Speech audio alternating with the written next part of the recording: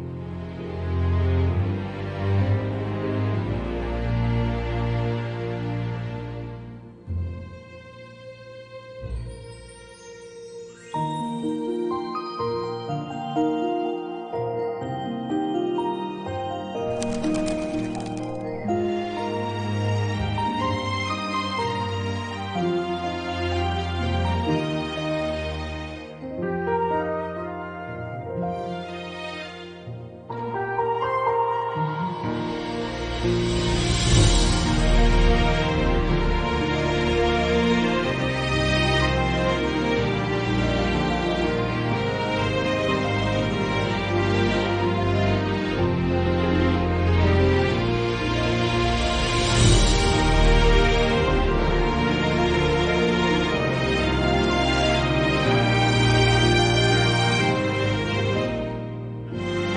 北欢迎你。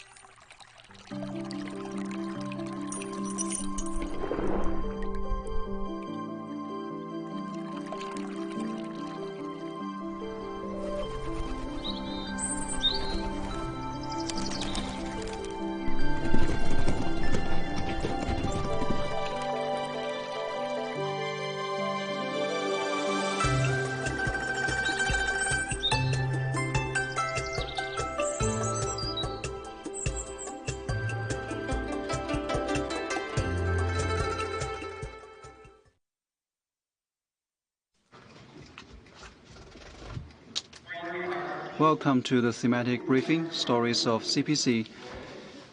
Hubei's achievements in practicing Xi Jinping thought on socialism with Chinese characteristics for a new era, co-hosted by the International Department of the CPC Central Committee and the CPC Hubei Provincial Committee. Thematic briefing, Stories of CPC, is a brand hosted by the International Department with CPC local committees, which offer an alternative perspective for political parties around the world to understand China and the CPC. Over 14 such conferences have been held. This year is the first year to implement the guidelines of the 20th Party National Congress, and it's also a crucial year for implementing the 14th five-year plan. And today's thematic briefing, themed Chinese modernization, new thinking to break new ground, is to show how the CPC Hubei Provincial Committee has implemented Xi Jinping thought on socialism with Chinese characteristics for a new era and the decisions of the Central Party Committee, and how has it implemented new development philosophy, advanced high-quality development, and to become a pioneer in building a new development paradigm. And it will enable our foreign friends to know more about how has the CPC to offer great opportunities for the world. Today, we are very glad to have Madame Ordentua, Vice Chairman of the State Great Hural of Mongolia, Mr. Vlad Batrinsia, Chairman of the parliamentary faction of the Bloc of Communists and Socialists. And we are also very glad to have over 170 political party leaders from over 30 countries. And today's briefing will also be broadcasted live over the internet. Let's give a wide applause for the attendance of all our delegates, both online and offline.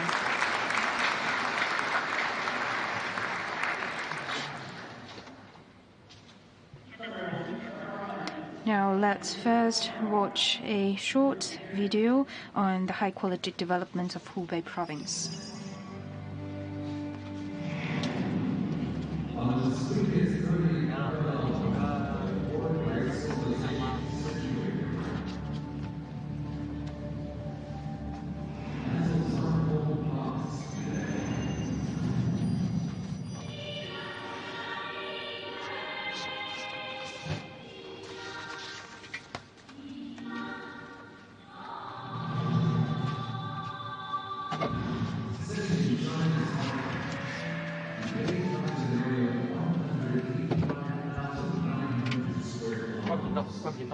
Population of 61 million. The Yangtze River and the Han River meet here, nourishing the splendid Yangtze River civilization. It was here, some 5 millennia ago, that Yan Emperor Shennong pioneered China's farming culture. Our ancestors explored the beauty of poetry and music. Their achievements in bronze smelting and casting, movable type, and Wudang Tai Chi added to the splendor of world cultures. From here, the 10,000-mile Tea Road, another landmark trade route besides the Silk Road, curves to the north before turning to Europe. Shennongjia, also known as the Roof of Central China, houses the world's best preserved ecological communities at the middle latitudes. Wuhang Yangtze River Bridge, the first bridge over the Yangtze, turned a deep chasm into a thoroughfare. The Three Gorges Dam is the largest water conservancy project in the world. The Danjiangkou Reservoir sends clean water to over 60 million people in Beijing, Tianjin, and almost 24 cities in Hebei and Henan provinces. General Secretary Xi Jinping has made 5 inspection trips to Hubei since the 18th CPC National Congress in 2012, and joined deliberations with deputies from Hubei province during the 13th National People's Congress, calling on us to build Hubei into a strategic stronghold in the overall plan to promote the rise of Central China. Keeping his instructions in mind, we are determined to make Hubei a national pace-setter in fostering a new development pattern, a key move to apply the new development philosophy and advance Chinese modernization here in the province. Hubei is home to the Optics Valley of China, the world's largest optical communication R&D and manufacturing base. 130 institutions of higher learning, with 1.9 million college students, 30 national key laboratories, 3,600 plus research institutes, all together provide a strong support to our pursuit of innovation-driven development.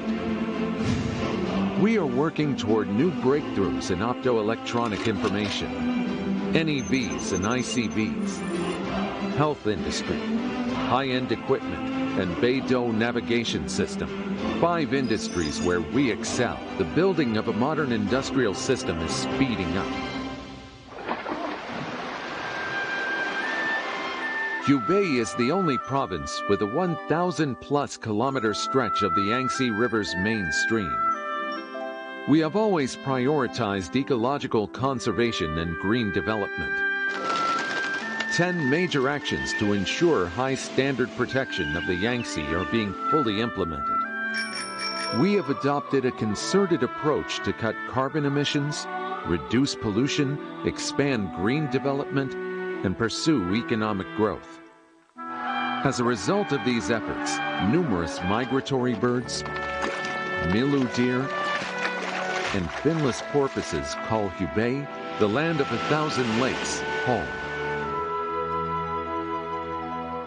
The Huahu Airport in Ezhou is the world's 4th and Asia's 1st professional air cargo hub. A dual hub for passenger and cargo transport, enabled by Huahu Airport and Wuhan Tianhe International Airport, is taking shape in central China. Flights from Hubei can reach major Asian cities within 4 hours, and major cities on other continents within 12 hours. Our high-speed railway network spreads out in all directions. Cargo trains of the China-Wuhan-Europe Railway Express thunder on the tracks. And waterways in the Yangtze carry 10,000-ton ships directly to the ocean. Fortune Global 500 companies investing here outnumber those in other provinces in central China.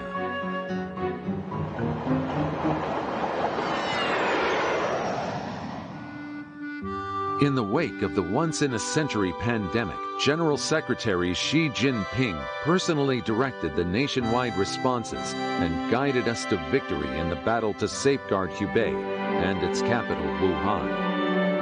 Emerging from the crisis stronger, Hubei's GDP reached 5.37 trillion yuan in 2022, ranking the 7th nationwide.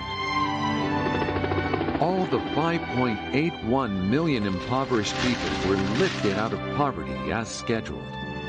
The development of 3 metropolitan areas is a showcase of the new regional economic layout.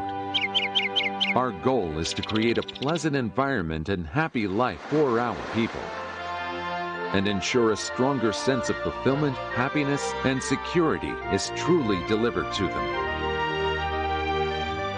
The mighty river rolls on relentlessly day and night. Going forward, we shall never forget why we started. Riding the tide of the new era, Hubei is ready to write an even more magnificent chapter in the drive to advance Chinese modernization.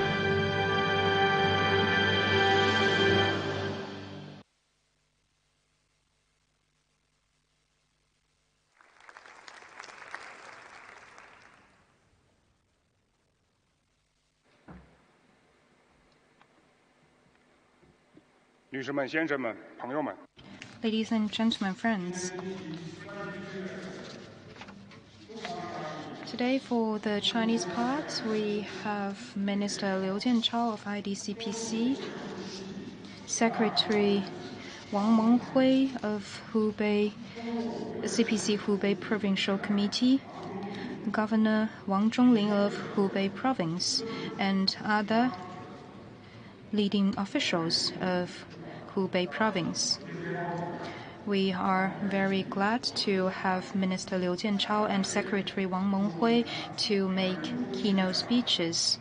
They will share their thoughts on Chinese modernization and the stories of the CPC in Hubei. Now I'd like to give floor to Minister Liu Jianchao.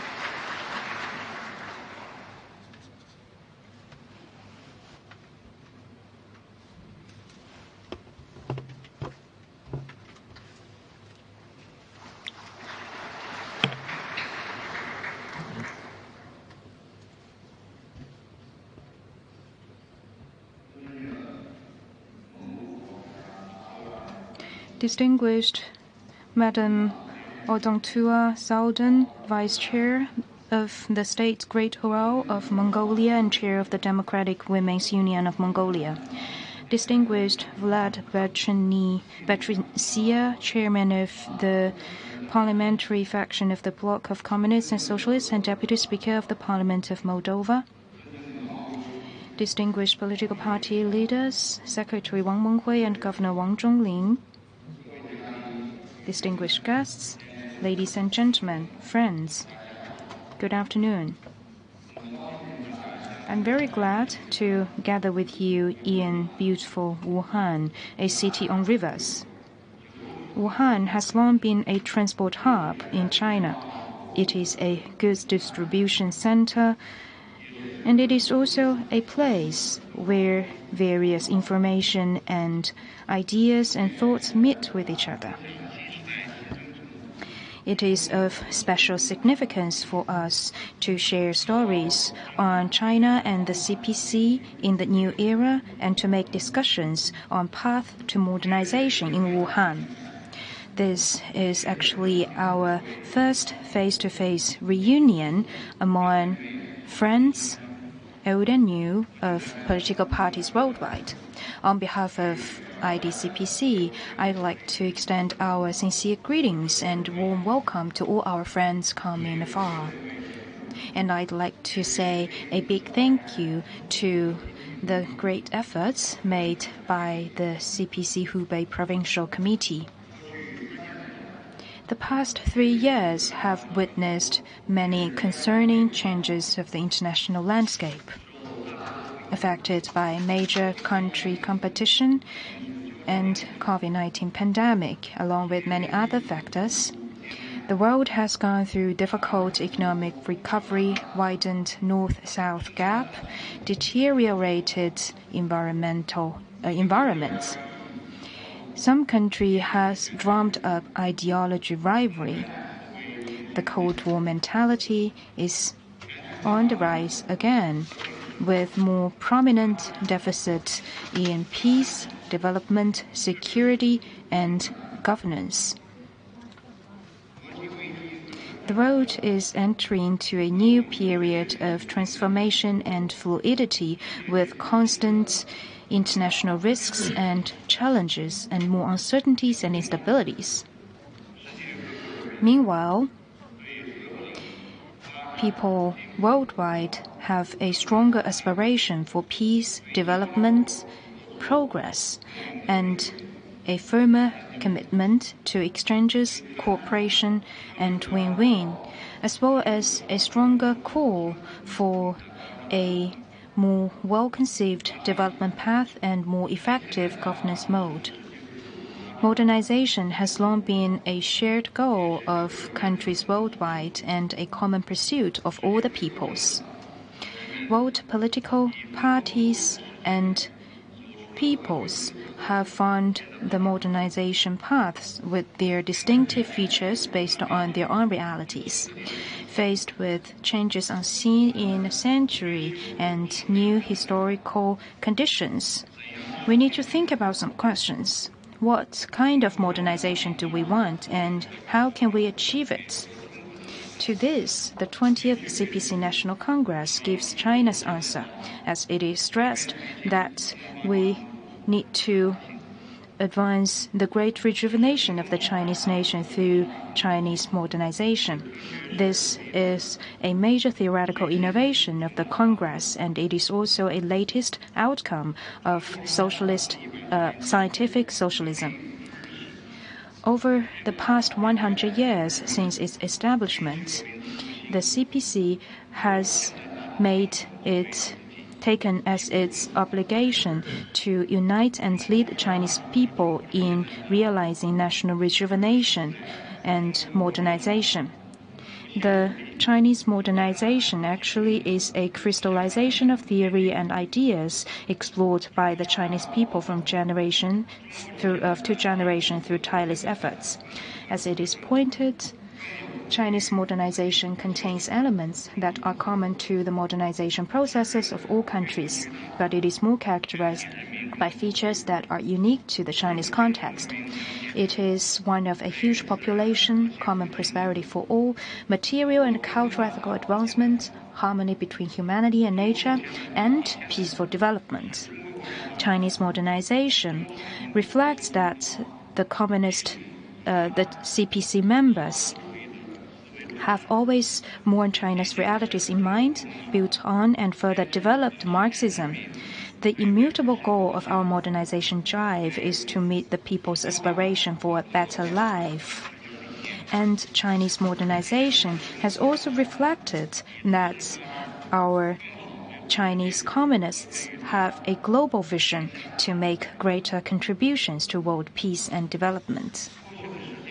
The past has fully proved that the CPC has led the Chinese people in realizing emancipation, and it has successfully turned China from an impoverished and backward land into a strong socialist country standing firm in the East within only decades. In the new era, under the strong leadership of the CPC, with Comrade Xi Jinping at its core, and under the guidance of Xi Jinping thoughts on socialism with China's characteristic for a new era, we have successfully eradicated extreme poverty and fought a nice battle against poverty. We have overcome impacts brought by the pandemic and safeguarded our people's life and health to largest extent. Currently, we are implementing new development philosophy, advancing high-quality development, and building a new development paradigm.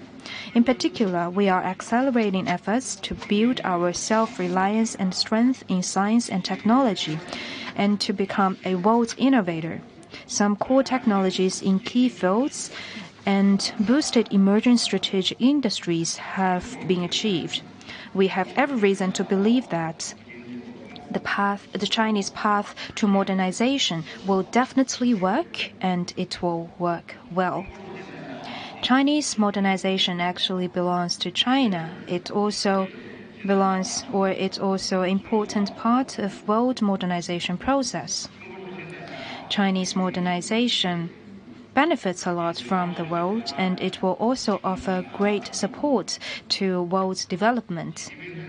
General Secretary Xi Jinping proposed the concept of building a human community with a shared future and Belt and Road Initiative. Recently, he has also proposed the three important initiatives, i.e., the GDI, GSI, and GCI. All of these will guide Chinese communists to continue our efforts for world peace and development. We will continue to create new opportunities for the world through China's development, and will offer new alternatives for other developing countries in finding their own paths. We will make contributions to human advancement through Chinese modernization. Ladies and gentlemen, friends, a vast and mighty river will flow with no stop despite ups and downs. To achieve modernization is a pioneering work full of challenges. Difficulties or even perils are inevitable. Having said that, people's aspiration for a better life is unstoppable. As long as we have conviction, as long as our people have confidence, we will definitely have a bright future in finding our modernization paths. Political parties are the ones who make decisions, guide, and represent public opinions. We are the leading and driving force for modernization. General Secretary Xi Jinping pointed out that the values, ability to lead and govern, ethos, willpower, and character of political parties have a direct bearing on the orientation and future of the modernization process. Standing on a new starting point, political parties worldwide should follow the trend of the times, respond to expectations of the peoples, and further advance our modernization so as to jointly make our contribution to human advancement. And following are some of my personal suggestions. First, we should forge ahead with determination and offer strong leadership to world modernization process. True heroes will emerge in times of adversity. In the face of complicated international landscape, it is our due obligation to lead our people in advancing modernization in the period of transformation and fluidity.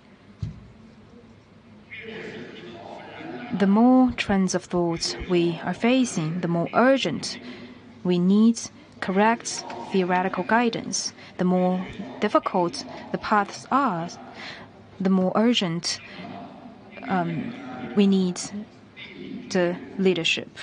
As political parties, we should meet difficulties head on, and we should combine theoretical exploration, party building, and modernization together, and offer great support to our respective development. Second, we should better serve the people and keep to the right direction in advancing modernization. People create history. They are also the most fundamental foundation for the realization of modernization. Modernization is by the people and for the people. This is something we as political parties should always bear in mind. We should better mobilize the people, fully respect people's motivation, initiative, and creativity. We should always work for realizing or helping people to live a better life and meet their expectation for human advancement, and ensure that our modernization will meet various demands of our peoples. We should draw on the strength and wisdom of the people in advancing modernization. Third, we need to advance openness and cooperation and create an enabling environment for modernization. One cannot achieve modernization with their doors closed, nor can they do it by building yards with high walls. Different economies are highly interdependent with each other in today's world. Common development is a sure path to modernization. We should firmly uphold open development, justice, fairness, and mutually beneficial cooperation. We should firmly oppose erecting walls, decoupling, and cutting chains. And we should say no to politicize, instrumentalize, and weaponize world economy. What we need to do is to ensure the stability of world industrial and supply chains and create an enabling environment for our respective modernization. We need to respect the development paths independently chosen by others and identify common features of various modernizations. We need to make more sharing on governance experience and carry out more practical cooperation so as to usher in a new prospect for humanity's modernization that is like a garden where 100 flowers bloom. This morning, many of you visited Wuhan, and I believe you must have seen those bridges on the Yangtze River. I believe today's briefing will also like a bridge to help us make communication and to connect us in the spirit of mutual respect and mutual learning. The CPC stands ready to work with other political parties and organizations to be fellow travelers on realizing our modernization, and we'd like to join hands in better implement the GDI, GSI, and GCI so as to better build a human community with a shared future. Hubei is a major developed province in economy, agriculture, education, science and technology, and ecology. It is an important window for you to know more about China's modernization. General Secretary Xi Jinping has visited Hubei for many times, pointing direction for future development of this province. The CPC Hubei Provincial Committee has earnestly implemented the Xi Jinping thought on socialism with Chinese characteristics for a new era. Under the guidance of the decisions of the CPC Central Committee, Hubei has made high-quality development as its priority and has made its best to be a pioneer in building a new development paradigm. Now I'd like to give floor to Secretary Wang Menghui of CPC Hubei Provincial Committee, and he will share with you some excellent and splendid stories of Hubei. Thank you.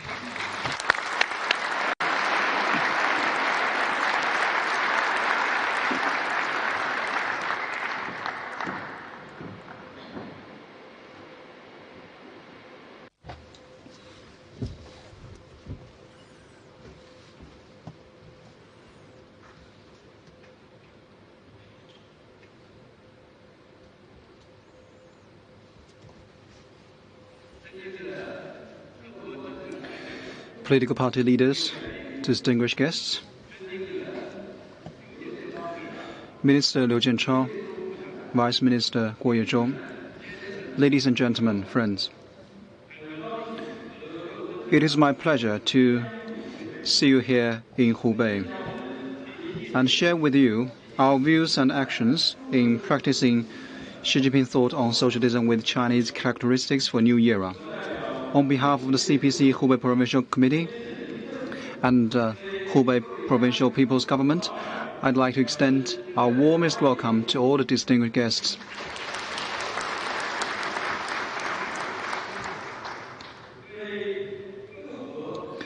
And my heartfelt gratitude to friends from all countries and the International Department of the CPC Central Committee for your support of Hubei in the long term.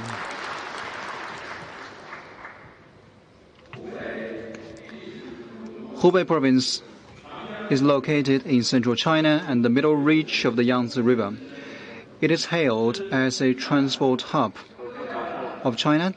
It is a powerhouse of economic, scientific, ecological, and agricultural development. General Secretary Xi Jinping attaches great importance to the development of Hubei. Ever since 2012, he has made 5 inspection trips to Hubei and joined deliberations with the Hubei delegation during the 2020 NPC session. He has made important instructions for Hubei's development, in which Hubei is expected to be a stronghold in the rise of central China. This has charted the course for Hubei.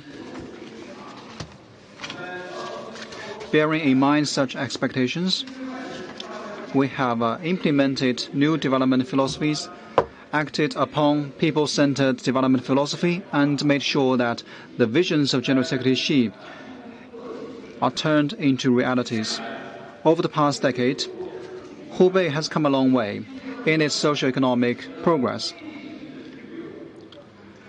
which has fully demonstrated the truthfulness and relevance of Xi Jinping thought on socialism with Chinese characteristics for new era. General Secretary Xi has led us in fighting the pandemic to safeguard Hubei and its capital, Wuhan. In 2020, in the face of the sudden onslaught of COVID-19, General Secretary Xi was kept awake in the New Year's Eve and gave instructions on COVID response in Hubei, including the important decision to close outbound traffic from Hubei and Wuhan. 346 medical teams, 42.6 thousand medical workers, and about 1/10 of ICU workers in China were mobilized to help Hubei. At the most difficult time of COVID response, General Secretary Xi came to Hubei to instruct COVID response regardless of his personal safety. Under the strong leadership of General Secretary Xi, we have tried everything to stem the spread of COVID-19, wasted no time in building hospitals with more beds, and done our level best to save lives and treat the sick. We've never given up hope on patients, be them 30-hour-old infant or 108-year-old elderly. Many a miracle of life has been created. Thanks to 3 months of painstaking efforts, we have secured a decisive victory in safeguarding Hubei and Wuhan, which speaks volumes about the CPC's philosophy of putting people and their lives first and the great spirit of fighting pandemic. General Secretary Xi has personally led us in promoting post-COVID recovery and high-quality development. As the hardest hit province, once under the longest lockdown, Hubei witnessed its GDP in the first quarter of 2020 to take a nosedive by 39.2%, and its fiscal revenues plunged by 47.6%. Hubei ranked last among Chinese provinces in terms of many economic indicators. The difficulties were unprecedented. General Secretary Xi attaches great importance to the post-pandemic recovery of Hubei, and was personally involved in putting forward a package of policies to support Hubei's recovery. He called the whole nation to pitch in with support, with assistance. We coordinated COVID response and socio-economic development. In 2020, our GDP ranked the 8th, and our growth rate was decreased by 5.4%. In 2020, our GDP surpassed 5 trillion yuan and regained its position of number 7. In 2022, our GDP reached 5.37 trillion yuan, up by 4.3%, and we ranked the 7th in all the Chinese provinces. The transformation of Hubei in 2.5 years has shown the mighty power of Xi Jinping economic thought in guiding high-quality development. General Secretary Xi has led us in promoting historic transformation on the protection of Yangtze River.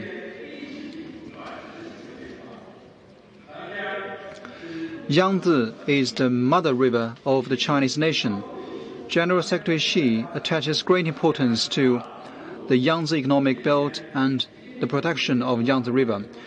5 years ago, when General Secretary Xi paid a visit to Hubei and Yangtze River, he said that efforts should be made on the protection instead of excessive development of the river. We have prioritized ecological and green development,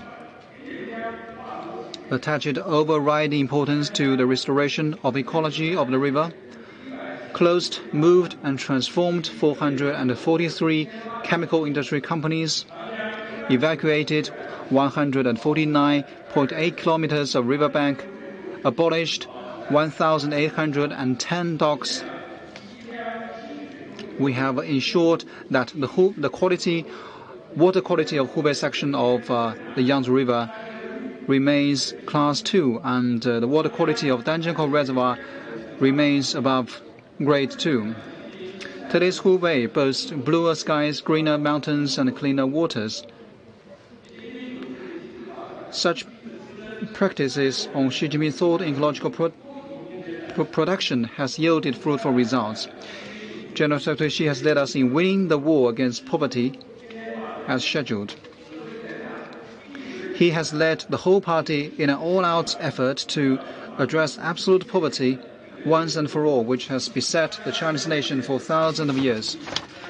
In May 2020, when General Secretary Xi joined the deliberations with the Hubei delegation at the NPC session, he required us to ensure that the task of building moderate prosperity and eradicating poverty are fulfilled. We have carried out targeted poverty alleviation and won the war against poverty. 5.8 million registered impoverished population have been lifted out of poverty. 37 poor counties, 4,821 poor villages have emerged from poverty. Hubei's success of eradicating poverty while responding to the pandemic had shown the CPC's sense of responsibility of putting people first and ensuring no one is left behind as we promote economic common prosperity. When looking back,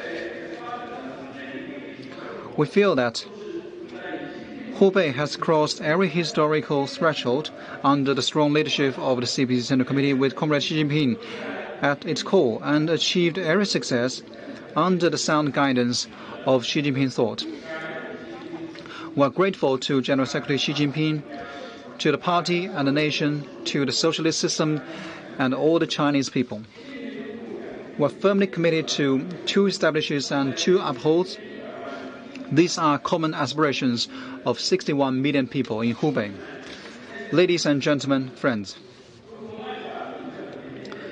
the 20th CPC National Congress has identified the central task of promoting Chinese rejuvenation with Chinese modernization. The 12th Congress of CPC Hubei Provincial Committee put forward the task of speeding up efforts to turn Hubei into a pace setter in fostering a new development pattern. We have acted on the outcomes of the 20th CPC National Congress and the instructions of General Secretary Xi to implement the new development philosophy and build a new development pattern based on our new development stage. We have compiled the program on the holistic improvement and development of basin areas and opinions on setting the pace in fostering a new development pattern. We are committed to speeding up to make Hubei a stronghold in the rise of Central China and making constant progress in carrying forward Chinese modernization in Hubei. We have identified and safeguarded comprehensive improvement of river basins. Security is the precondition of development, while development is the guarantee of security. Coordinating development and security is a major principle for the Communist Party of China. Hubei is a province of 1,000 lakes and the only province with a 1,000+ kilometer stretch of the Yangtze River's main stream. Water is the #1 bottom line of security for Hubei. We have divided the province into units for river basin improvement.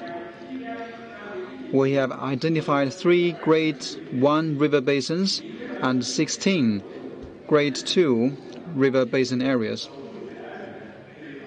We have identified our red lines of water, food and energy security. In 2022, the combined proportion of state-controlled water section with good quality service reaching Grade 1 and Grade 2 reached 94.2%. Our grain output reached 27 billion kilograms. We have made sure that our strategies for socio-economic development are compatible with our territorial space. We have put forward positive lists for the development of different localities to ensure that different places in Hubei play their due roles and leverage their advantages. First, we are accelerating the building of a modern industrial system. Breakthroughs have been made on 5 major industries such as optoelectronic information, NEVs and ICVs, life science, high-end equipment, and Beidou navigation system. In 2022, the revenues of optoelectronics reached 760 billion yuan, and the revenues of auto industry reached 700 billion yuan. Second, on innovation-driven strategy, we are building Hubei International Hub for Innovation and Talent. In 2020, the added value of high-tech manufacturing in Hubei reached or increased by 21.7%. There are 20,000 high-tech enterprises in our province. Third, on regional coordinated development, we are building 3 metropolitan areas with Wuhan, Xiangyang, and Yichang as the centers. In 2020, the economic output of Wuhan reached nearly 2 trillion yuan, and the output of Xiangyang and Yichang are approaching 600 billion yuan. Fourth, we are promoting rural revitalization with a focus on county development. We're promoting local urbanization and urban-rural coordinated development based on counties.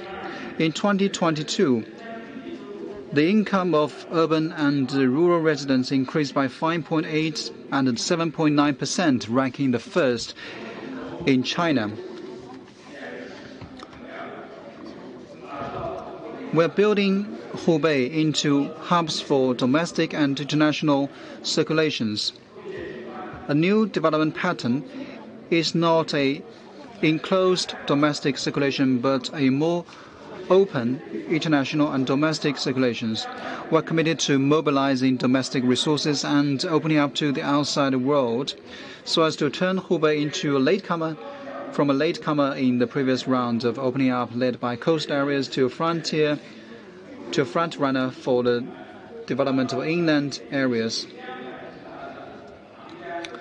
First, we are building a well-connected Yangtze River waterway, a high-speed rail network with Wuhan at the center, and the world-class air freight web based on Huahu Airport. Second, we are improving the business environment by lowering the cost. We encourage everyone to help improve the business environment. We ensure that the government can play a better role so that the market can play a decisive role in resource allocation. At the end of 2022, we added 1.44 million market entities, making the total number 7.36 million. We're promoting the liberalization and the facilitation of cross-border trade. We're establishing international trade digital platform to reduce the time for customs clearance and reduce the cost. By the end of 2022, there have been 325 Fortune 500 companies here in Hubei. Ladies and gentlemen, friends, under the guidance of Xi Jinping thought on socialism with Chinese characteristics for a new era, today's Hubei is marking on a new journey to contribute to the building of a modern socialist country. You are more than welcome to visit our province and have first-hand experience on the achievements of Xi Jinping thought on socialism with Chinese characteristics for new era here in Hubei. We look forward to strengthening exchange and cooperation with political party leaders, sharing our achievements and creating a better future. I wish all the distinguished guests good health and every success in your work. Thank you.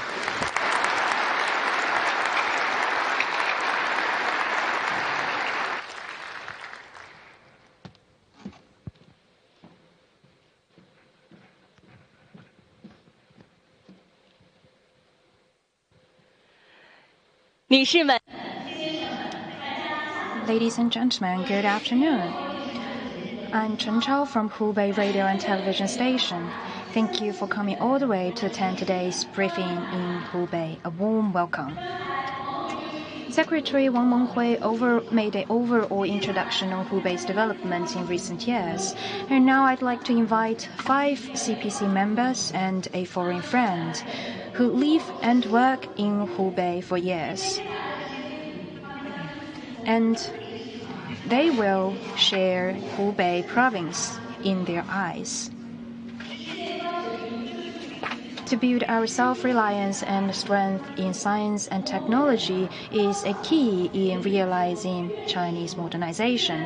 Hubei, with many top universities, talents, and academicians, is becoming the land of scientific innovation.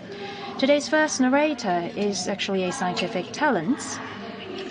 He is Zhou Zongkun from Global Navigation Satellite System, or GNSS Research Center of Hubei University. Hi, Zongkun. Zhou Zongkun was born after 1995. Pretty young, but he is a key player in his team. The team he belongs to has made Beidou navigation satellite system a possible through making breakthroughs in many key fields. And now I'd like to give floor to Zongkun, and let's listen to his story. The floor is yours. Good afternoon. I'm Zhou Zongkun from Wuhan University. 3,000 years ago, Asian Chinese people named the 7 brightest stars as Beidou, which literally means 7 stars of the northern Deepa. They used it to navigate. Beidou has become a totem of cosmos for Chinese people. 30 years ago, a project named Beidou was launched to create China's own navigation satellite system.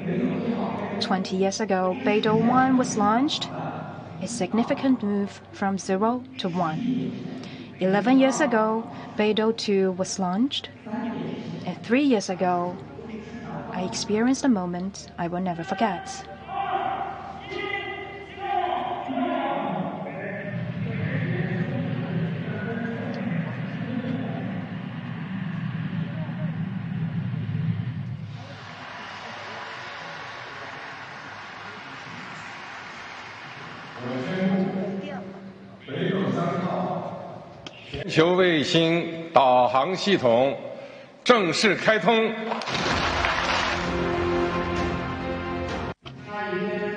I still remember on that day, all the colleagues of my center were sitting in front of the TV when General Secretary Xi Jinping announced the launching of Beidou 3. The whole lab erupted the hugest cheers ever. It's the highest praise given to all those who have been working for Beidou. But all of these were not gained effortless. Before the launching, actually, most spatial frequency ranges had been occupied. We needed to race against time to get remaining resources, since under ITU policies, the first nation to start broadcasting in a specific frequency will have priority to that frequency. The April the 17th, 2007 was the deadline for Beidou to broadcast, but the first satellite of Beidou 2 broke down just before its launch. In the next 3 days, my colleagues worked day and night to repair it, and finally at 4 a.m. on 14th, the rocket was launched. At 8 p.m. on 16th, only 4 hours before the deadline, we received a signal sent by the satellite. At that moment, all those engineers, who are always shy and reserved, burst into tears and laughter because they know that we Chinese could finally partake the space resources. It has been 30 years. Over 300,000 people have made tireless effort for this system. Our wish is simple, yet our commitment is firm.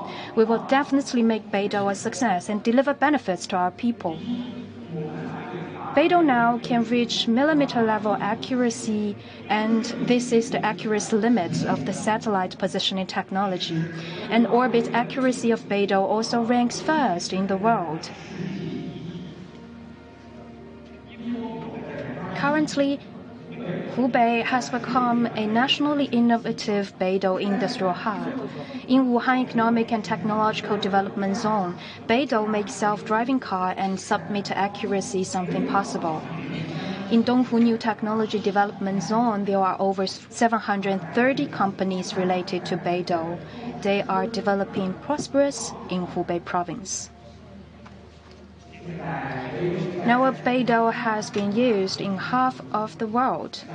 In Saudi Arabia, Beidou offers significant support for geographical information collection and accurate positioning. In Lebanon, Beidou offers building surveying for infrastructures like wolves. In Africa, the highly accurate mapping of Beidou shortens the time used by building hospitals by half. The vision of win-win cooperation pursued by Beidou has delivered benefits to BRI countries, and the principle of inclusiveness and openness upheld by Beidou has also been advocated by many international organizations. And please allow me to play a video recorded by academician Liu Jingnan, head of our Beidou team of Wuhan University. Ladies and gentlemen, friends, Beidou comes from China and belongs to the world. I sincerely wish that Beidou will facilitate the building of a human community with a shared future in the new era and will enable all countries to jointly explore the Sea of Stars. Thank you all. I am Zhou Zongkun, a young member of Beidou team. Thank you. 谢谢宗坤。 Thank you, Zongkun. I believe Zongkun's story makes us to see Hubei's commitment to becoming a pioneer in science and technology innovation. While we may dream big to explore the Sea of Stars, our hearts and thoughts are always with our people and our hometown. Hubei is an important battlefield of the fight against poverty. At the end of 2020, Hubei has eradicated absolute poverty and started to embrace rural revitalization. And now I'd like to floor the second narrator, Chen Ju, Party Branch Secretary of Dashi Village of Hubei. Greetings. Chen Ju actually is a university graduate who was born in remote mountainous area. I know that it's very difficult for students to be admitted in universities, in college, especially for people in mountainous areas. So how are you doing? Let's listen to your story. Good afternoon. My name is Cheng Ju. Ju in Chinese means orange, so my villagers always call me Little Orange. I was born after 1990s, and I am also the village party branch secretary of Dashi Village. Well, it may be the lowest position in China, but you know what? In my village, I am the highest level official. This is Dashi Village, my hometown. My village was really, really poor. I still remember when I was little, there was only one pair of rain shoes in my home. So whenever it rained, only the one who went out could use it. In 2009, when I left for university, I told myself, well, one day I must come back someday in the future to help my villagers to get rich. In 2014, I was elected as secretary of my village party branch. And at that time, my village had over 1,000 villagers, but only one road that leads to outside world. Everyone knows that if one wants to get rich, build roads first. But the problem is we had no money. So I gathered my villagers and told that those who have give money and those who have not give your labor. Once we get subsidies from the government, we will pay money back to you. But I was only a new hand, a young lady who was not that reliable. So many villagers said, what if all my money was lost? Who can assure me that the money would be paid back? As a new official, I must establish my credibility and make it done. So I told my villagers, let's all make an effort and do whatever we can. If we cannot get subsidies from the government, I will sell my house, and I assure you that all your money will be paid back. And without noticing my father, I would sell my house. And finally, I won their support and won their trust. After 3 months' hard work, a 3.5-kilometer road was successfully built. After the road was built, the next task is to help villagers become rich. So I, along with other CPC members in my village, we helped villagers to grow herbs and loquats, raise crawfish and goats. If you visit to our village now, you will find it's totally different.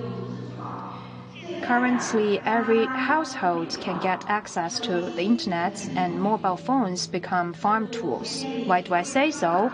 Well, an e-commerce building has been established by the county government to offer online sales platform for all the villages. We no longer need to take our products to larger cities by ourselves. Instead, we put the product items on e-commerce platform and sell them online. Now, a remote and poor mountainous village like Dashi becomes a source of wealth. Inaccessible medical care was the biggest problem for us. An illness might easily bring us back to poverty again. But Medicare policies have brought great changes to Dashi. Currently, every village in China is equipped with clinics. On the left is Dr. Ding Zhongxiang, who has been the doctor of our village for years, and on the right is his son, Mr. Ding Jian. He is our newly arrived doctor, who is also a university graduate. Inspired by the initiative of one doctor with bachelor's degree in one village, Ding Jian embarked on the career once pursued by his father after graduation and came back to Dashi. Villagers in Dashi now can get easily access to medical services and to high-quality ones. All those changes have taken place not because I am a capable official, but because of good policies of the party. Do you still remember the 3.5-kilometer road funded by villagers? It has been upgraded to a 7-meter width asphalt road, and many other infrastructures have been built. We also now have 8 agricultural industrial bases and 5 micro small companies. This is today's Dashi. It's a beautiful village which is also very famous online.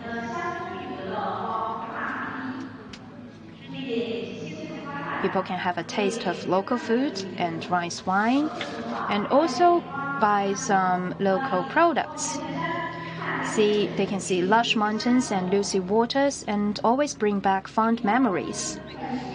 I've been back for 10 years to my village, and now I find that the villages are richer and more young people choose to come back to their hometown. I deeply feel that all my efforts have been paid back. I'm Cheng Ju, and welcome to my beautiful village, Dashi. Thank you, Cheng Ju. Thank you, Little Orange. The story of Dashi can be seen in many places in Hubei. Now, all 5,810,000 people have been lifted out of poverty in Hubei, and the initiative of one doctor with bachelor's degree in one village will enable villagers in Hubei to getting rich and become more healthy.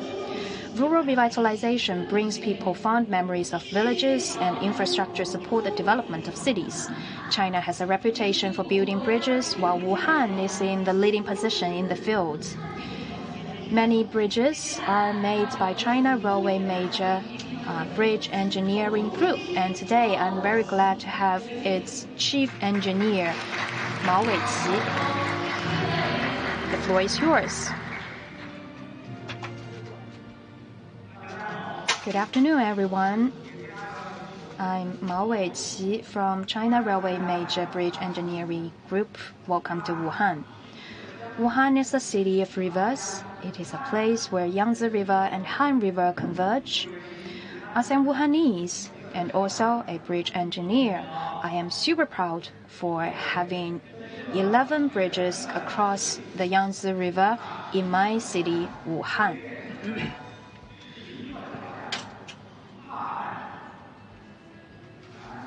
And let's take a look at some of them. This is a famous bridge on the internet named Yangtze-Gang Yangtze River Bridge. It is the longest double-deck bridge span in the world. This is another very famous bridge online, Yingwuzhou Yangtze River Bridge. It is the first 3-tower full-span suspension bridge in the world. This is the Qingshan Yangtze River Road Bridge. It's the world's longest cable-stayed bridge with a floating system. We are proud of these large-scale and innovative mega-projects, to complete which require advanced technologies and overcome extreme difficulties. Actually, our works are much more than that. Over the past 70 years, China Railway Major Bridge Engineering Group has designed and built more than 4,000 bridges at home and abroad, with a total length of more than 4,000 kilometers. To serve the country by building bridges has been embedded in the DNA of every bridge engineer of China. And Wuhan, as the capital of bridge design, is constantly refreshing the world record of bridge construction with Wuhan speed. Bridge, in my eye, can connect two regions, two cultures, and even two civilizations. The Tanzania Blue Sea Crossing Bridge, the Mohammed VI Bridge in Morocco, and Patna Bridge in Bangladesh are all symbols of friendship. And here I want to share with you a story about the Patna Bridge in Bangladesh. There is a river named Ganges in Bangladesh. It's over 6 kilometers width and empties into the Indian Ocean. It took over 3 hours for people to cross the river by taking ferry, and even 1 to 2 days maybe in the rainy season. So, in the past, it was both time-consuming and even dangerous. To have a bridge connecting the two sides of the river has long been aspired by the locals. In 2014, we won the bid to build a bridge across the Ganges. After 8 years' work, the Patna Bridge was successfully constructed. It's now a dream bridge to the people in Bangladesh. The Patna Bridge connects the capital Dhaka with 21 districts in the south. The bridge contributes to 1.5% of GDP growth to Bangladesh every year, benefiting over 80 million people. Now, it only takes 10 minutes for people to cross the river. From 3 hours to 10 minutes. This is a shortening of time, a shortening of distance between people, and also a shortening of the gap between the poor and the rich. It's my dream to bring the world closer.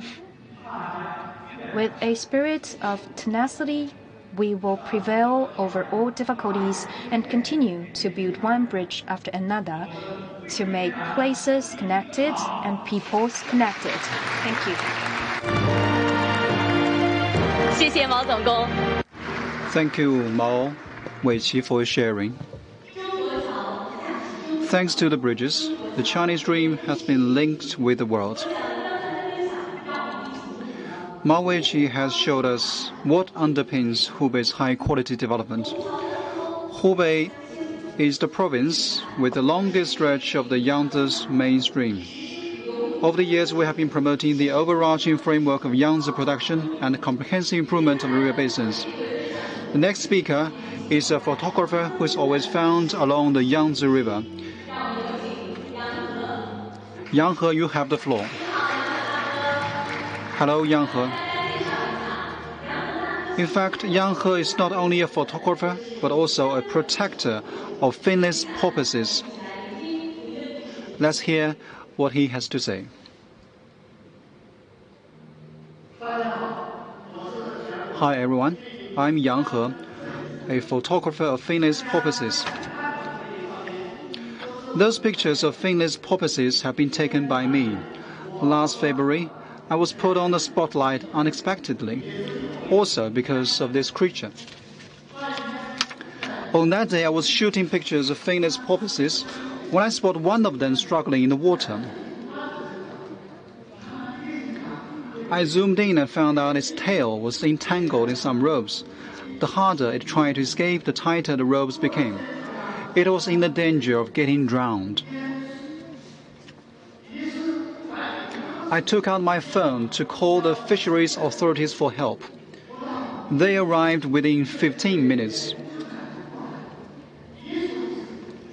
The Three Gorges Maritime Safety Administration also ordered all the ships in this area to stop sailing. It was like a pause button was pressed for this hectic waterway.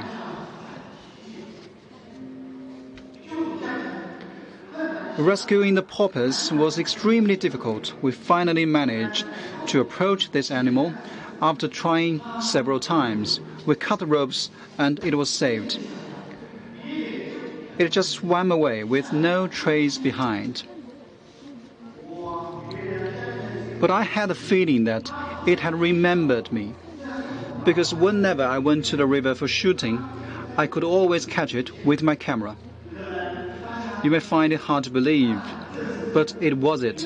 I could tell because of the cut on its tail.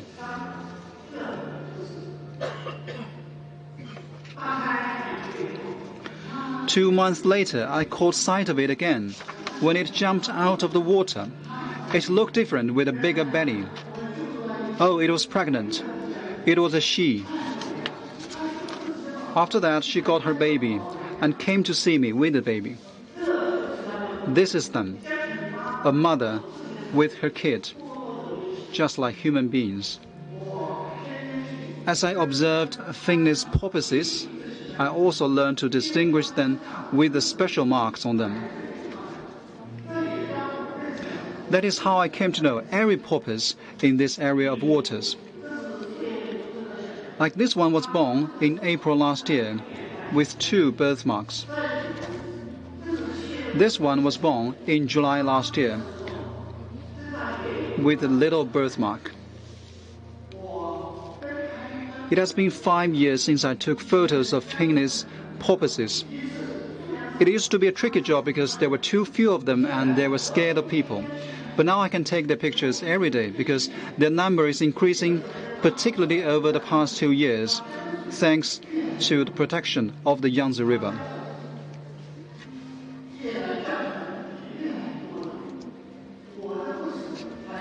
My stories have been reported by the CCTV and CGTN. My stories with finless porpoises have also testified to the changes on the riverbanks. Here is a picture taken 5 years ago along the river in the city of Yichang. This place used to be a warehouse of coal by a chemical company, but today it has been turned into a park, the 424 Park, and there is a story behind this. My company, Xinhua Group, is a chemical company along the Yangtze River. The river used to be flanked by chemical enterprises like us. On April 24, 2018, General Secretary Xi Jinping came to visit our company, and he asked us to ensure that the mother river is well protected. In response, we removed 32 units of equipment along the river. On the previous land that stretched 950 meters, we established the 424 Park. We have also sealed all the sewage outlets to the Yangtze so that it will not get contaminated. As we speak now beside our factory, we can see finless porpoises enjoying themselves in the river. We're just so proud that we have done our share to make this river a better place. We do feel the changes experienced by the river. The water is clearer, the banks are greener, and there are more fish. The finless porpoises are back. Isn't all of these great?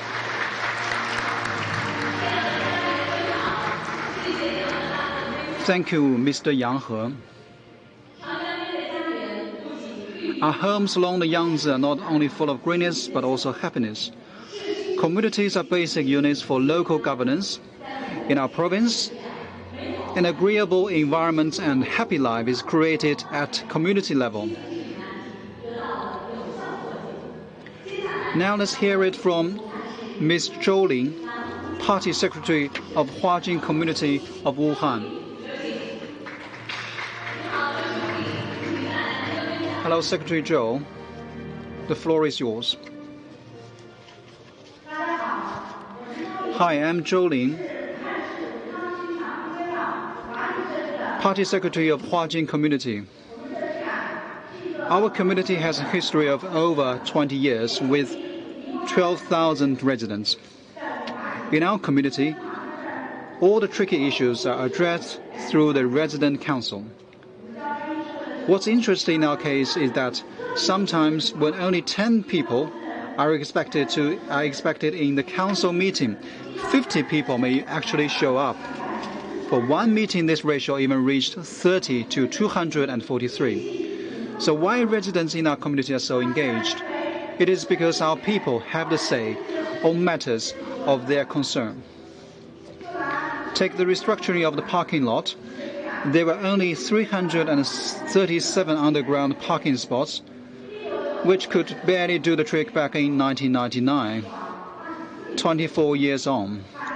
As people have got richer and bought cars, there are now over 1,100 vehicles and people simply have no place for parking. It has to be changed, but how? We gathered professional designers and representatives of residents to come out with different versions of restructuring designs and put them out on the public space for the residents to vote on. As you can see, people voted with stickers of different colors. The red one stands for 5 points, blue one 3 points, and yellow one 2 points. Do you think the voting solved the problem? Well, not entirely.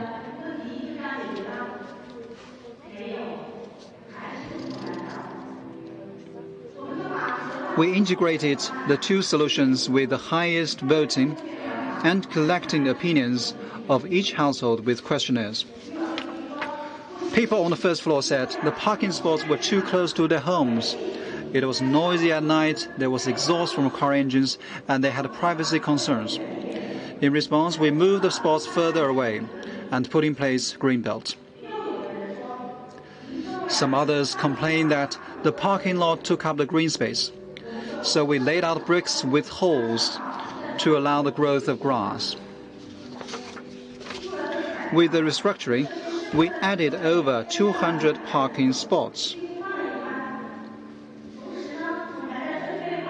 We also drew lines in the community so that the 1,000 vehicles can find their parking places.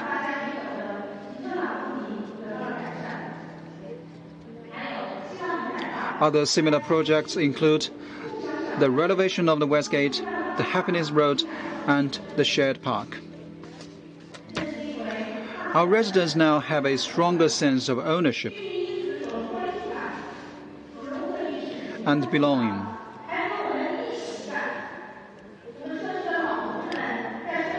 Under the leadership of the Community Party Committee, senior citizens have formed a Red Cap Voluntary Service Group, which takes part in sanitary control and public security inspection. 33 voluntary service teams like this, with over 2,000 people, have been formed. In our community, there is one volunteer in every 6 people. Such voluntary services can be witnessed every day throughout the year.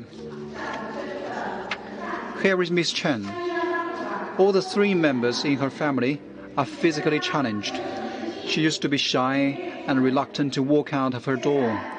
She and her daughter have now joined the hairdressing service in our community. Every Wednesday, you can see her cut hair for others and chat with them.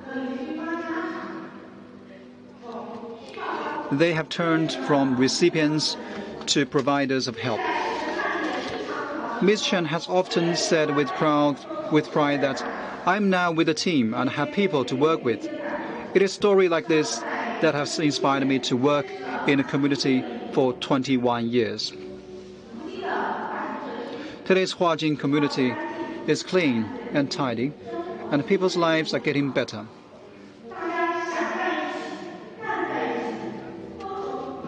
People have now turned from onlookers to doers.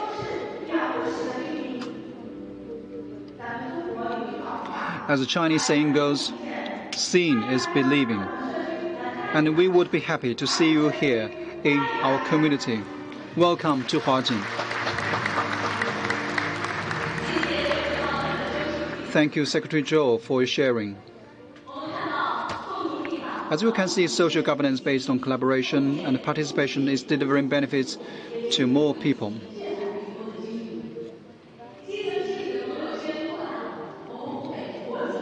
On the international front, Hubei is promoting exchanges with other parts of the world as an inland province. Now we're going to hear from a foreign friend who has lived in China for more than a decade and had a strong link with Hubei.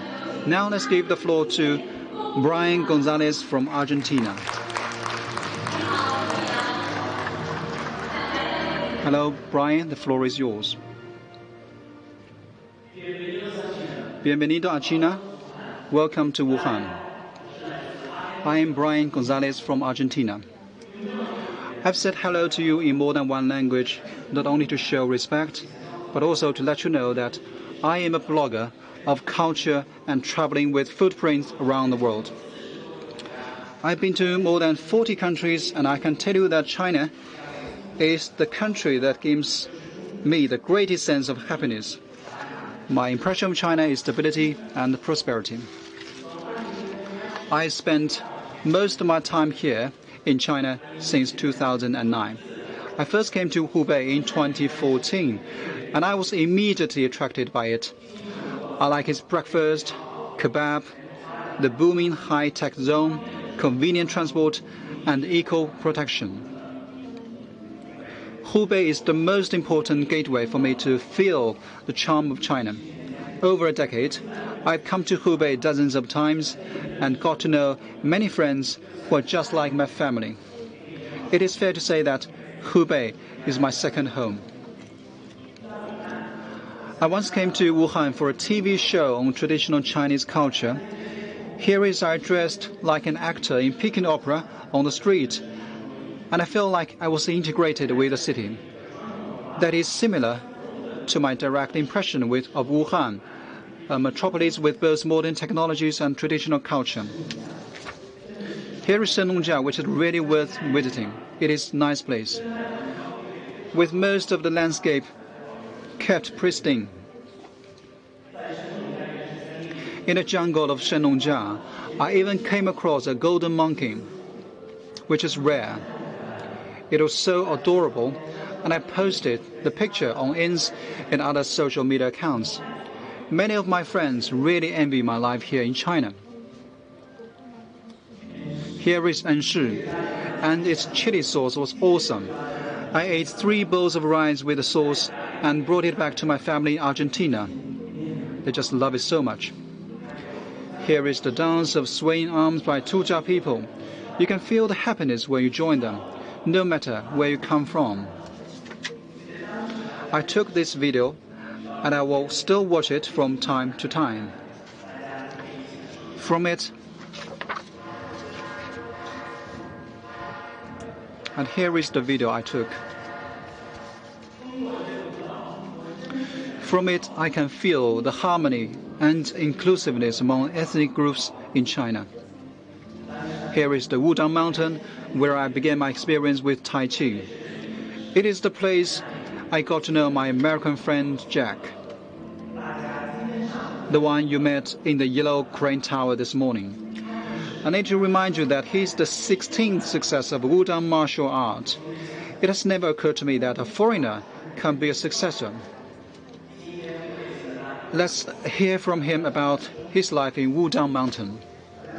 Hi everyone, I'm Jack from the United States. The Wudang Mountain is my home, where I've spent a decade. I've got married here. These are my wife and kids. I like Taoism and traditional Chinese medicine because they let me know how to get along with nature in harmony. I will try my best to connect the traditional Chinese culture with today's world, and I believe it will be my lifelong commitment. Thank you for the opportunity to share.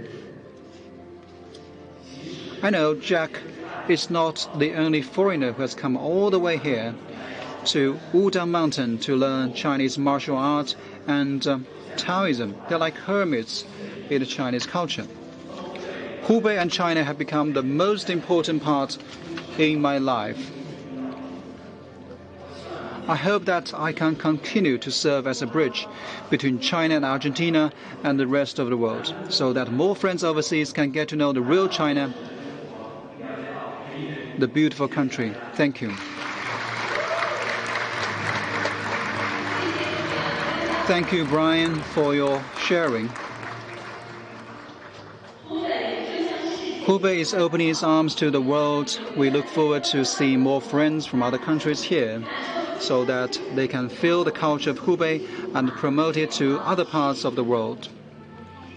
6 speakers have shared with us their stories. Like them, we all bear witness to the painstaking efforts of people here in Hubei in building this place into a pace setter of fostering a new development pattern under the guidance of Xi Jinping thought on socialism with Chinese characteristics for a new era.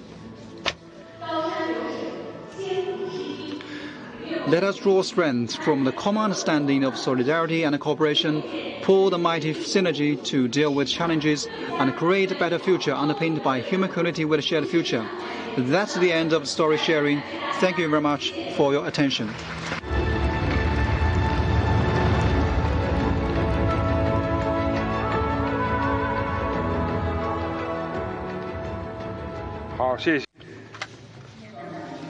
Thank you. Now I'd like to give floor to Madam Auden Tuya Sauden, Vice Chairwoman of the State Great Hural of Mongolia and Chair of the Democratic Women's Union of Democratic Party of Mongolia.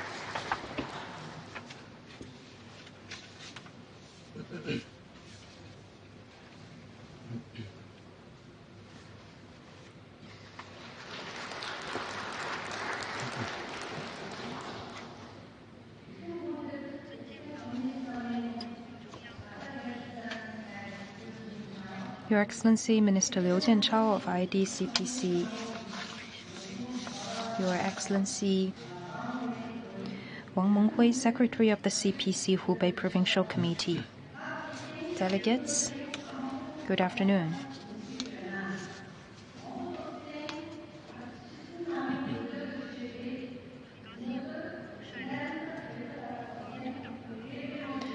I'm delighted to be invited by the CPC to visit Hubei province and learn about its thriving development together with my delegation.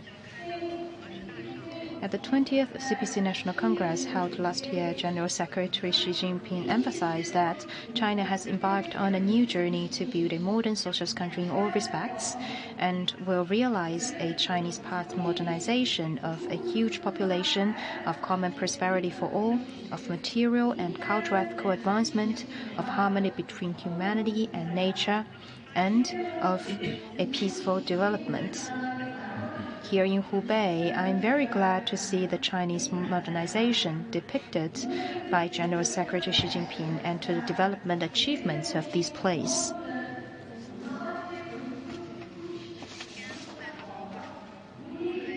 During my visit today, I also saw another important goal proposed by the CPC to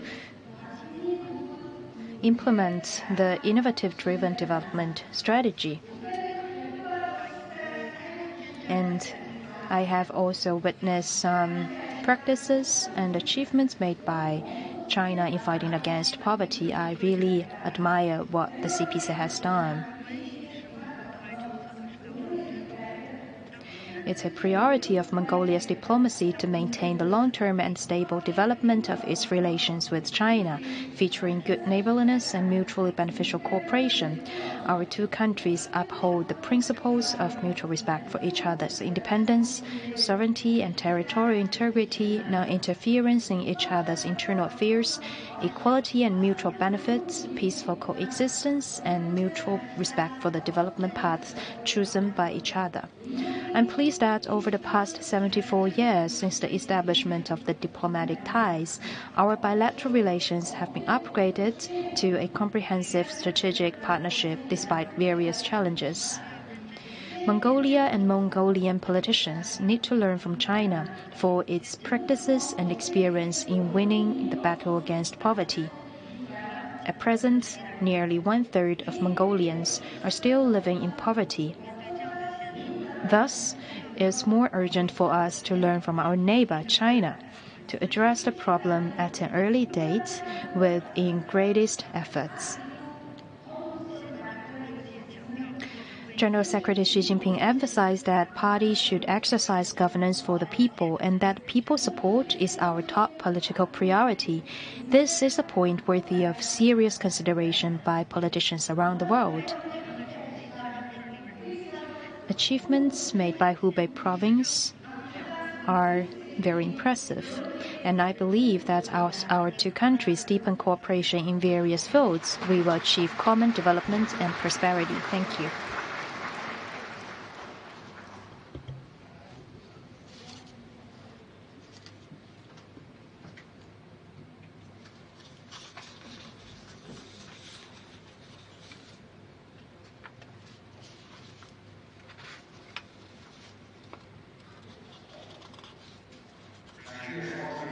Thank you, Madam.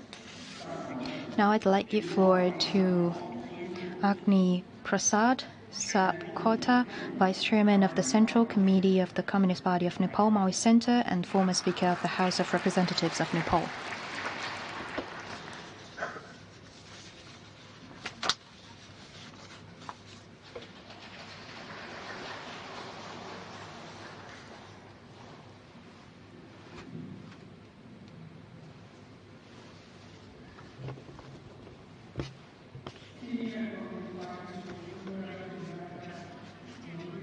Comrade Liu Jianchao, Minister of IDCPC, Comrade Wang Menghui, Secretary of the CPC Hubei Provincial Committee, comrades of the CPC, delegates, greetings. I'd like to thank IDCPC for inviting us, and I'm glad to have the opportunity to attend today's briefing.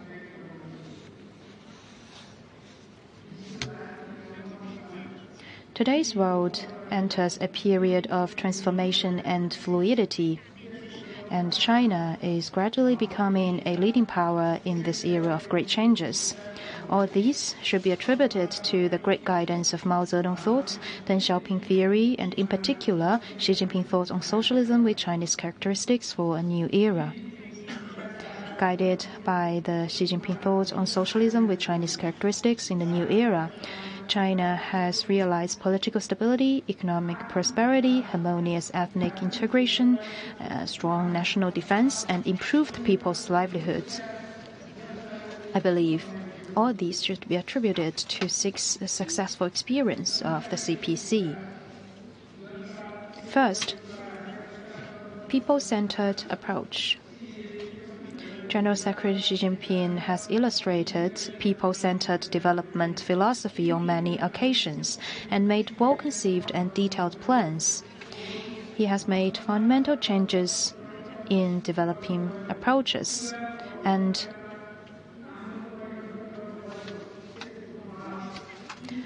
has led China to winning the fight against poverty, which also greatly benefit the world. During my visit to China, I've witnessed many vivid examples of the fight against poverty. Since 2013, China has fought against poverty successfully with lifting of over 100 million people out of poverty. And I want to congratulate you on that. Second, good governance. The CPC has always relied on the people and always remember that the public are the heroes. They have tried their best to ensure people live with dignity.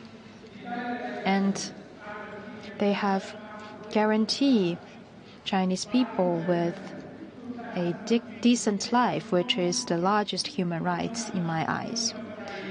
Under the guidance of General Secretary Xi Jinping, the good laws and governance has been further advanced in China. Third, zero tolerance to corruption. General Secretary Xi Jinping proposed that the party should have no tolerance to corruption, and over 500,000 corrupted officials have been punished. All the efforts have led to the improved party conduct and party discipline. And the party has also been more united and decisions more powerful. Fourth, confidence in the path, theory, system, and culture of socialism with Chinese characteristics. In particular, confidence in the Chinese nation. Over the years, China has proposed GDI, GSI, and GCI. All of these are epochal ones. As China has more global influence, Chinese people now have a stronger sense of national pride. China now is a builder of world peace, contributor to world development, defender of international order, and provider of global public goods. Although some major countries outside the region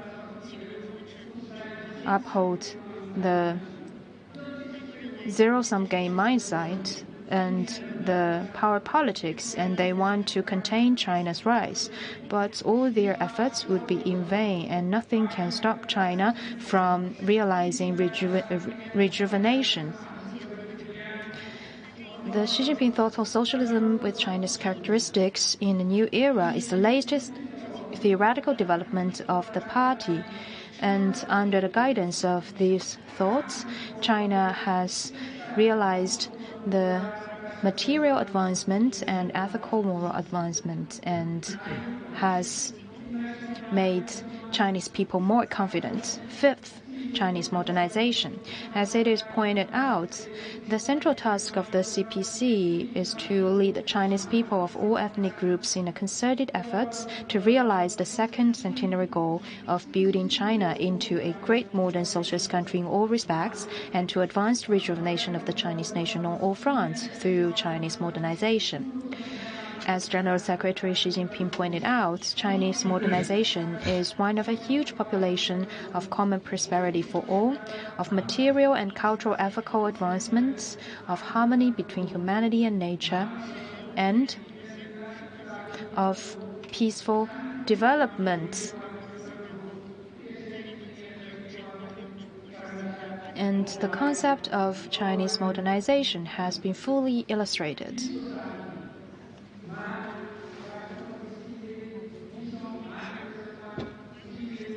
Sixth, efforts to safeguard world peace. China adheres to the 5 principles of peaceful coexistence. In today's world, actually nothing can be done without the support of China. China upholds an independent foreign policy of peace. It does not provoke fights, but will not flinch from a fight if it is needed to safeguard its own interest. China keeps offering China's solution and wisdom for world peace and development. For example, the rapprochement between Saudi Arabia and Iran and the mediation in the Ukraine crisis. The Western hegemony is collapsing, and there is a stronger international call for ending the old order. I believe China's advocate to building a just and fair international order is key to many international problems. And China, as a major country, is showing higher sense of responsibility. The international community looks forward to seeing China to end hegemony and rebuilding the world order.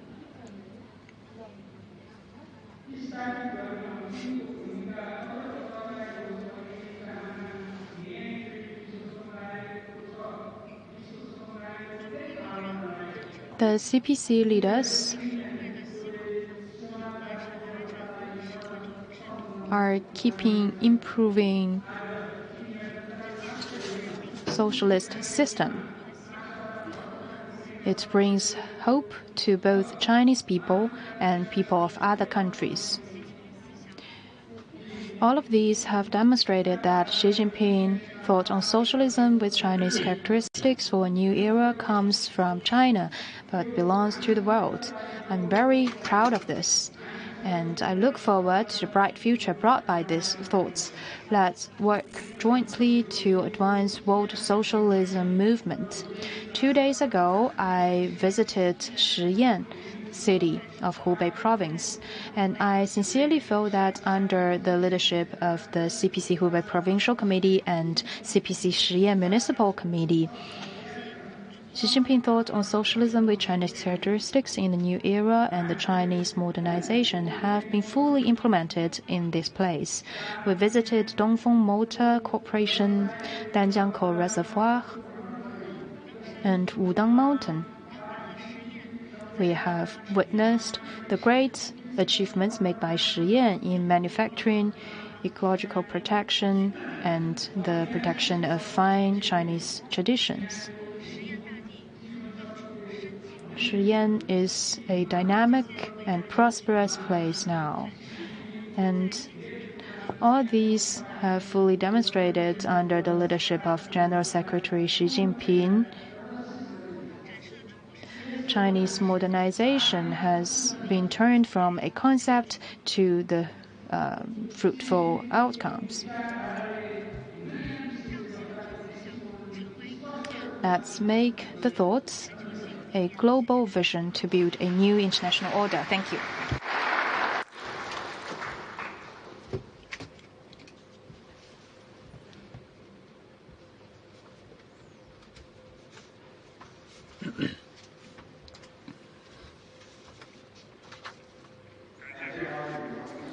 Thank you, Mr. Agni Subkota. Now let's give the floor to Mr. Gerard Benonchi, Vice President of the Progressive Union for Renewal and Chairman of the Finance and Trade Committee of the National Assembly of Benin.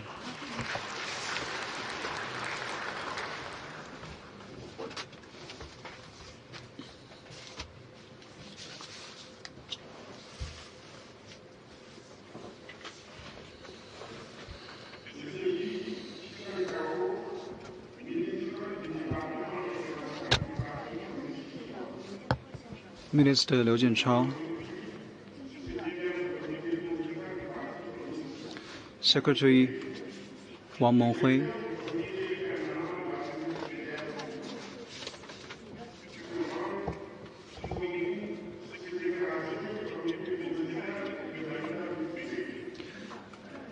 Mr. Wang Zhongling, Governor of Hubei, ladies and gentlemen, delegation leaders, distinguished guests,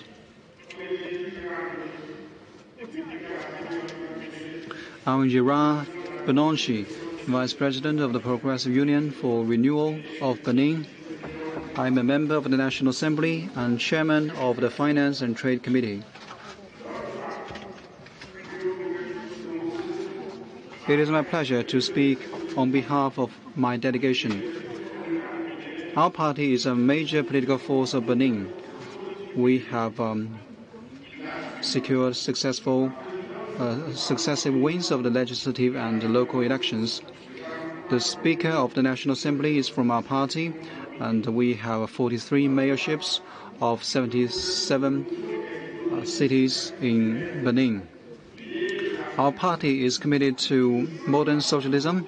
The predecessor of our party is 180 political parties and organizations committed to socialism.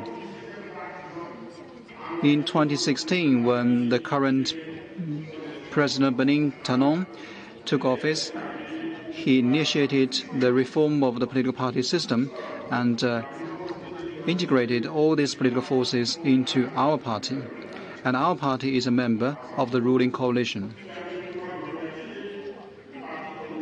On behalf of our party and our delegation, I'd like to thank the Communist Party of China for inviting us to this great session.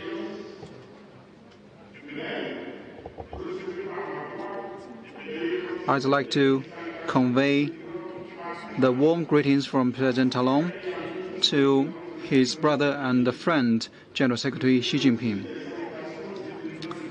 On behalf of our party chair, Professor Jobenu, I'd like to extend my best wishes to all the political party leaders here today.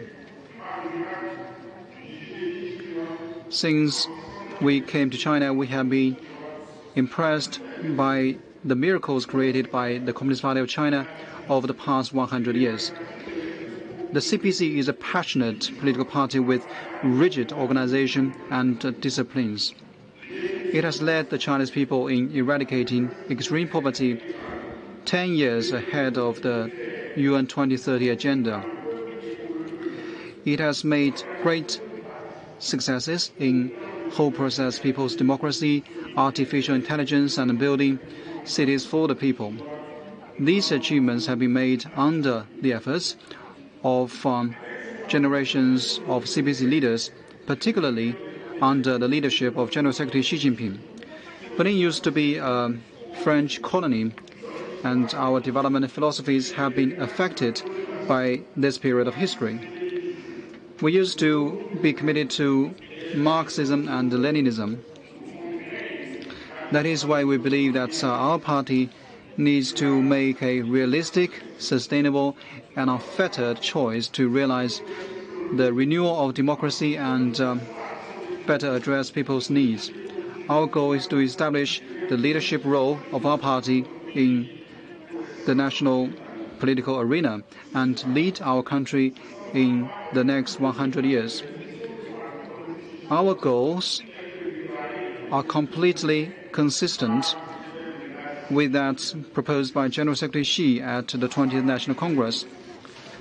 General Secretary Xi said that from now on, the central task of the CPC is to rally and lead the Chinese people in realizing the second centenary goal of building China into a modern socialist country and promote national rejuvenation through the Chinese path to modernization. We have similar views on modernization, actually.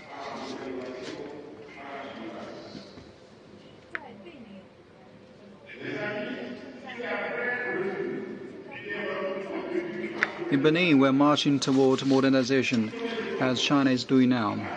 We advocate independent modernization. There is a growing aspiration for our people to pursue independence. Our party has a great responsibility in that we need to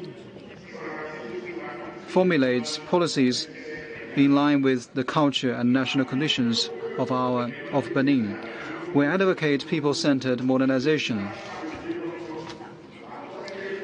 That principle must be upheld by our nation. It can only be realized through development, common prosperity, harmonious coexistence, and better cohesion among ethnic groups. We cannot allow minority groups to be ruled out. We advocate mutually beneficial international cooperation. That is why, in the face of international challenges, we will continue to promote win-win cooperation with greater openness and inclusiveness. The ideology of our party is quite similar to the Xi Jinping thought on socialism with Chinese characteristics for a new era. It is also similar to China's modernization visions and the global initiatives put forth by General Secretary Xi. Our party welcomes and supports the initiatives and the measures put forward by General Secretary Xi and the Communist Party of China. We are committed to building a world underpinned by peace and mutual respect. The visions of General Secretary Xi have been embodied in our friendly cooperation. Over the years, we have shared experience and paid mutual visits. I'd like to thank the CPC for the great support.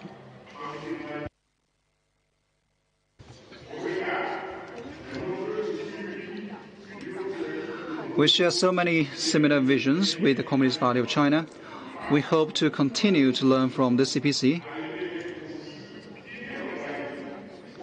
strengthen the organization and disciplines of our party, better lead our national modernization drive and serve the people. We will work with the CPC to celebrate its next centennial. Long live the Communist Party of China. Long live the Progressive Union for Renewal. Long live the friendly cooperation among political parties. Thank you very much.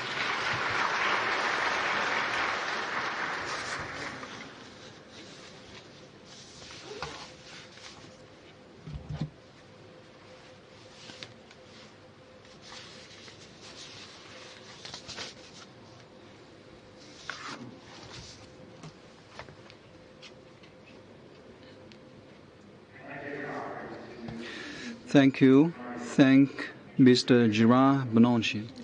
Ladies and gentlemen, friends, the Communist Party of China is committed to seeking happiness for the Chinese people and seeking peace and development for the whole of humanity.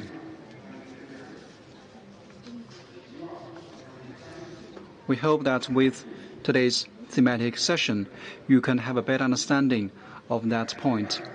Over the next few days, some of you will visit the cities of Yichang, Xiangyang, and Shiyan, so as to better understand China and the Communist Party of China from new perspectives. I believe you will have new impressions and reach new conclusions. That's the end of today's thematic briefing. Thank you for listening.